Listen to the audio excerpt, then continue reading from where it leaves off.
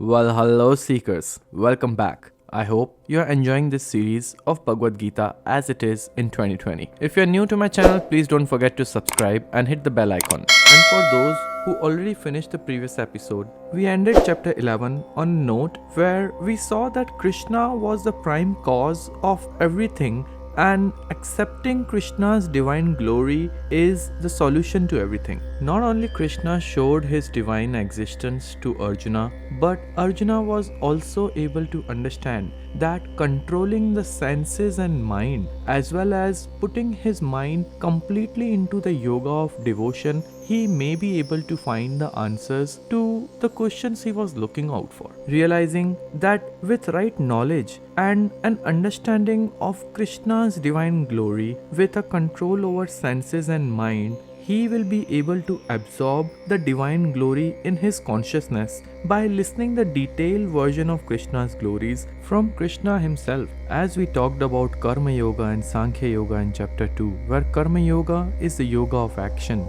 and Sankhya Yoga is the yoga through knowledge of relinquishing the results of the karma you just performed. Arjuna was still confused that how to control the mind and senses while performing these yogas. In this chapter, Krishna will elaborate how to focus your devotion towards a particular karma, towards a particular action, that is Karma Yoga, by giving up the fruits of that action, by devoting yourself to the supreme faith, by meditating, by controlling your senses, by having an even mind, by devoting yourself towards the welfare of the society, by surrendering the actions to Krishna, by fixing minds on the devotion of Krishna, by understanding that the knowledge of relinquishing the results of your action. When you are performing an action, you don't think about the consequences of your action.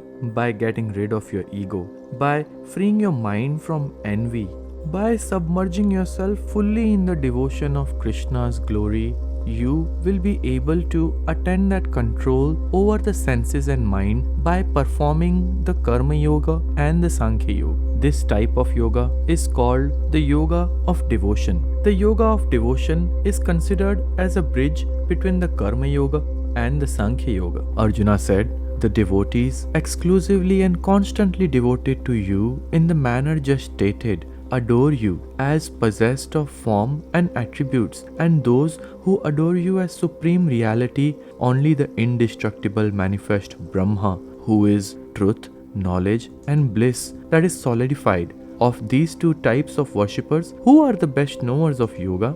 Shri Krishna said, "I consider them to be the best yogis who, endowed with supreme faith and ever united through meditation with me, worship me with the mind centered on me. Those, however, who fully controlling all their senses and even-minded towards all and devoted to the welfare of all beings, constantly adore as their very self the unthinkable, omnipresent, indestructible, indefinable, eternal, immovable, unmanifested and changeless Brahma, they too come to me.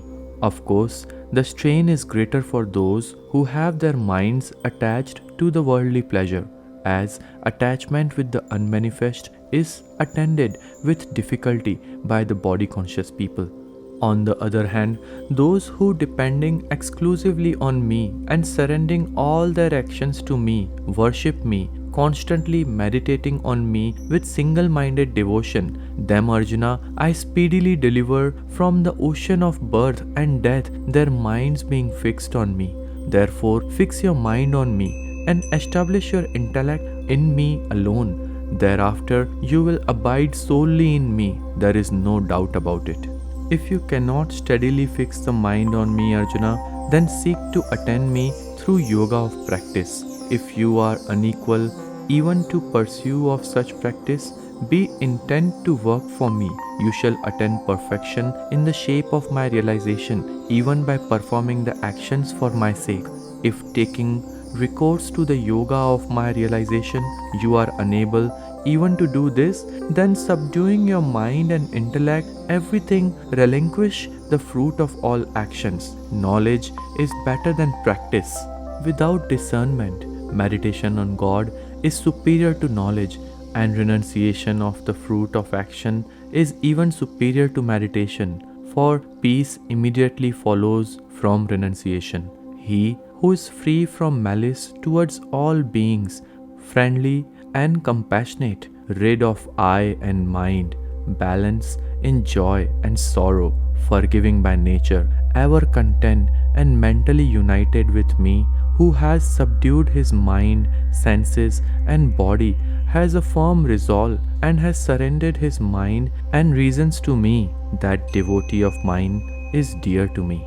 He who is not a source of annoyance to his fellow creatures, and who is in turn does not feel vexed with his fellow creatures, and who is free from delight and envy and fear, is dear to me.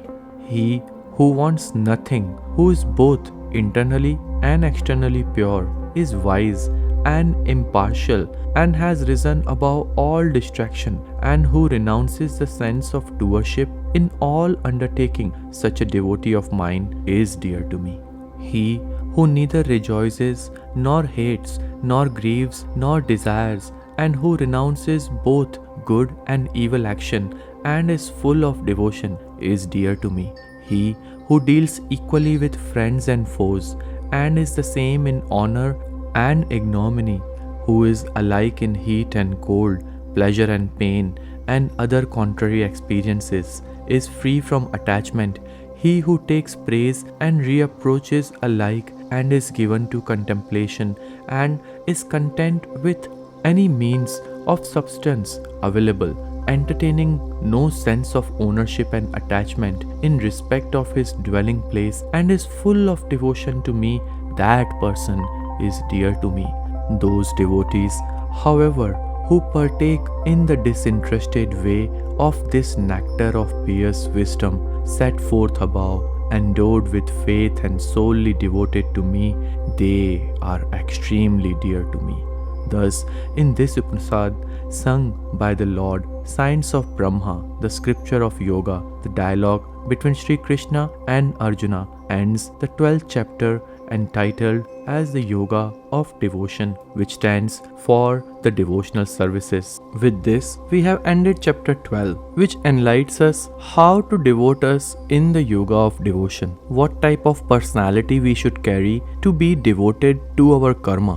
While the Karma Yoga defines that every action performed in your life is your Karma Yoga, and the Sankhya Yoga defines as relinquishing the results of your Karma Yoga is the Sankhya Yoga. But it's easier said than done, because even Arjuna was confused that how he can relinquish his expectation from his Karma Yoga while performing his actions, because actions are driven by the results. But Krishna says, do not involve yourself in thinking about the results. Let the results be the output of the devotion that you put in your karma. Because if you are focused towards your devotion, you will be automatically defocused from the results of your karma. Such a state of mind is very difficult to attain, but with constant practice of yoga, with having faith in the Supreme Personality of Krishna, with meditation, with control over your senses,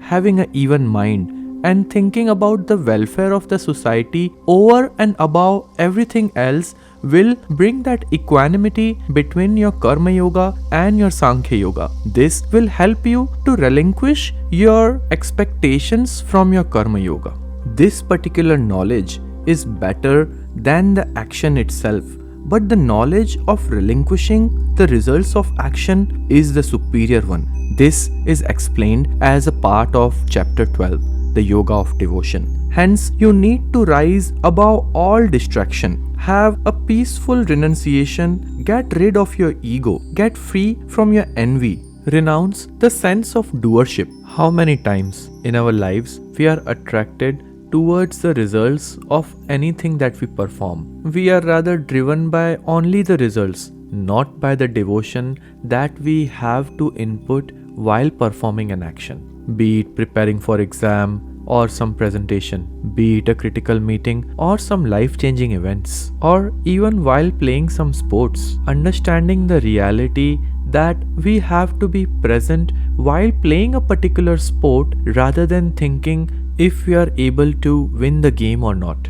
Winning becomes so important that our entire mind is focused towards the result of the game rather than playing the game, rather than enjoying the game. However, with meditation, we are able to change our focus point from the result to the devotion of the karma, of the action. With a right level of meditation and performing the yoga of devotion, you and me, anyone can perform the actions just like Krishna, just like Arjuna, by focusing ourselves completely into the action that we are about to perform rather than thinking that what is the consequences, what is the result of this particular action after performing it. Such a level of clarity can arise in our mind only when we are able to discriminate between the body, which is termed as a field, a kshetra, and he who knows it, who is known as the kshetrana, the knower of the field.